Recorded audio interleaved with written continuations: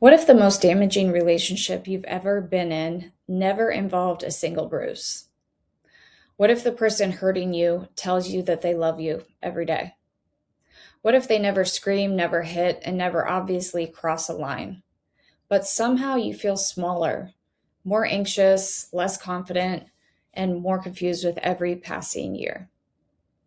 As a therapist, one of the most heartbreaking things I see is how long people stay in emotionally abusive relationships because they actually don't even recognize what's happening.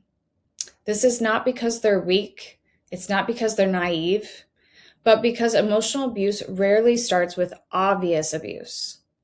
It starts with confusion, it starts with self doubt, it starts with slowly questioning your own reality. If you're new here, I'm Amanda Hill. I'm a licensed mental health counselor and owner of a private practice called Connections of Hope. For more than 20 years, I've helped individuals, couples, and families navigate relationships, mental health challenges, and some of life's most difficult seasons. Today, I want to talk about 5 warning signs that may indicate that you're in an emotionally abusive relationship, and then what you can do if you recognize them, because awareness is often the first step toward healing. So, warning sign number 1. Everything somehow becomes your fault. I once worked with a woman who walked into my office convinced she was the problem in her relationship. Every disagreement she had with her partner became her fault. If she expressed hurt feelings, she was too sensitive. If she raised a concern, she was starting drama. And if she tried to set a boundary, she was accused of being selfish. So guess what? Over time, she stopped speaking up altogether. And this wasn't because the problems disappeared. It was because she became convinced she was the problem. One of the biggest warning signs of emotional abuse is when accountability only flows in one direction. You're always apologizing. You're always changing. You're always trying harder. Meanwhile, the other person rarely takes responsibility for their behavior. Healthy relationships always involve mutual accountability. Emotionally abusive relationships often involve one person carrying all the blame. So if you're in a relationship and you're listening right now, I want you to ask yourself, when something goes wrong, am I always the one apologizing? If so, that is actually worth paying attention to. Warning sign number 2, you constantly question yourself. One phrase I hear over and over from people experiencing emotional abuse is, maybe I'm crazy. Like, maybe I'm remembering it wrong, or maybe I'm just too sensitive. I had a client who would always walk into her arguments with her partner feeling completely certain about what had happened. But by the end of the conversation, she wasn't sure anymore. Because every concern was dismissed, every memory was challenged, and every feeling was explained away. So just like the rest of us would likely do, she eventually stopped trusting her own judgment. Think about that.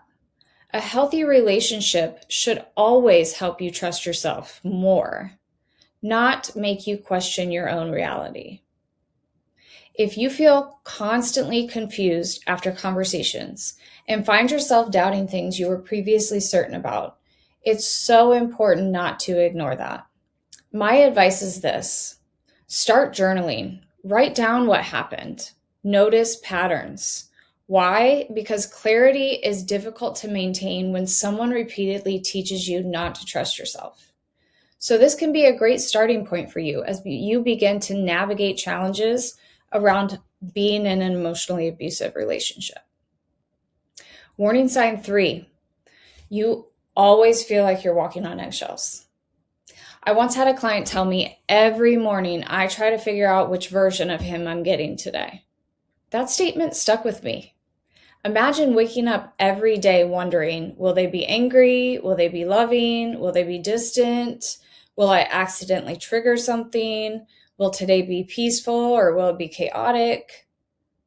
When someone is emotionally unpredictable, you begin organizing your life around avoiding conflict. So you stop expressing your needs and you stop sharing any of your concerns. Not only that, you become hyper aware of their moods, which often leaves you in a state of hypervigilance, which is definitely not pleasant to deal with. So if you spend more time managing your partner's emotions rather than your own, that isn't emotional safety. That's survival mode. Healthy relationships create safety. No one should have to constantly monitor another person's emotional state in order to feel secure. Warning sign 4, your world seems to be getting smaller. One of the sneakiest forms of emotional abuse is isolation, and it often happens gradually. It doesn't usually start with you can't see your friends. Instead, it sounds more like your friends don't really care about you. Or why do you need to spend so much time with your family? Or maybe even snarky comments like, it must be nice that they get all your attention. Conflict suddenly appears every time you have plans. I remember a client who said, I didn't realize what was happening until I looked around and noticed I barely talked to anyone anymore. But here's the key. She hadn't intentionally isolated herself. It happened little by little. Remember, healthy relationships encourage connection. Emotionally abusive relationships create dependence. So if your support system has become significantly smaller since entering your relationship, you need to ask yourself why. Healthy love expands your world. It doesn't shrink it. So warning sign number 5, you don't feel like yourself anymore. This one breaks my heart every time. I hear people say, I used to be confident. I used to laugh more. I used to speak my mind. Or I don't even recognize myself anymore. Emotional abuse rarely destroys someone's confidence overnight. It happens through thousands of tiny moments. The criticism, manipulation, blame, dismissal, subtle comments, and then the control. Each one takes a small piece of you until one day you realize you've become a version of yourself built around keeping someone else comfortable. One of the most important questions I ask my clients is this: who were you before this relationship? Because healthy relationships help you grow into more of yourself. And emotionally abusive relationships often require you to abandon parts of yourself to survive. If you're someone who's listening and recognizing yourself in some of these examples, the first thing I would recommend that you do is stop minimizing your experience. Quit saying, it's not that bad, or at least they're not hitting me, or maybe I'm overreacting. And please hear this. A relationship does not need to be physically violent to be emotionally harmful. Start paying attention to patterns. Keep a journal. Talk to trusted friends and family. Reconnect with people that you trust, and seek professional support if you need it. Most importantly, trust your experience. You don't need someone else's permission to acknowledge that something feels wrong. After more than 20 years of helping people navigate relationships, I've learned that healthy relationships are not perfect relationships. They still have disagreements, they still have conflict, and they still have difficult moments. But healthy relationships allow both people to feel seen, to feel heard and respected and valued, and more importantly, emotionally safe. The goal of a relationship should never be control. The goal should be connection. And if you spent years questioning your worth because of someone else's behavior, I want to leave you with this.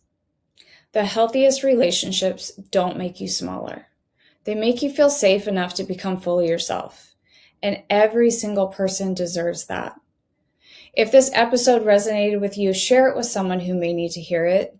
And remember, you're not too sensitive, you're not crazy, and you deserve a relationship that brings peace, not confusion.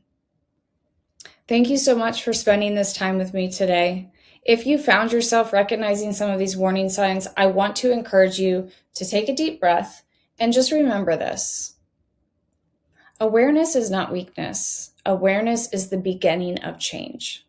So whether you're questioning a current relationship, reflecting on a past one, or supporting someone you care about, trust yourself enough to pay attention to the patterns that keep showing up. I would love to hear from you in the comments. Which of these warning signs do you think people overlook most in emotionally abusive relationships? If you enjoy content on relationships, mental health, emotional wellness, family dynamics, personal growth, please be sure to subscribe, follow my podcast, and turn on your notifications so you don't miss future episodes.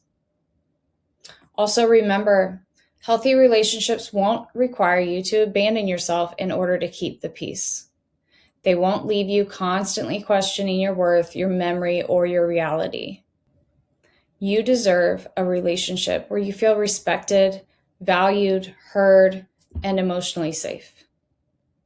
Until next time, keep doing the work, keep trusting your instincts, and keep choosing relationships that allow you to become more of who you are, not less. Because the healthiest relationships don't make you feel smaller. They make you feel safe enough to become fully yourself.